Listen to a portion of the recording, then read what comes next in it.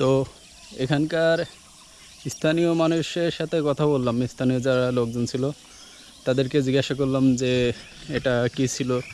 তো এখানে এটা তত আঞ্চলিকভাবে পরিচিত না, কারণ এটা তো অনেক পুরাতন। আর এ এলাকায় কোনো বৌদ্ধও নেই যে যারা এর কাছে হিস্ট্রি বিষয়ে বলবে যে এর ইতিহাস কী।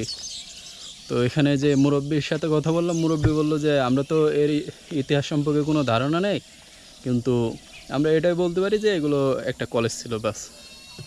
তো কলেজ ছিল, তো আমরা তো জানি বিহার বৌদ্ধদের বিহার, অর্থাৎ বৌদ্ধদের কলেজ বা ভার্সিটি।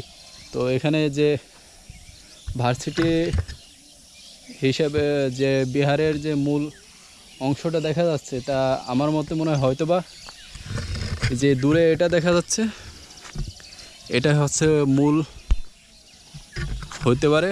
তারপরে হয়তো এটা দ্বিতীয়, তারপরে হয়তো এটা তৃতীয় হতে পারে, কোনো হেড অফিস বা কিছু হতে পারে। আর সবচেয়ে বড় বিষয় হলো যে এখানে প্রত্যেকটা বিল্ডিংয়ের পাশেই ছোট ছোট করে কুয়া আছে।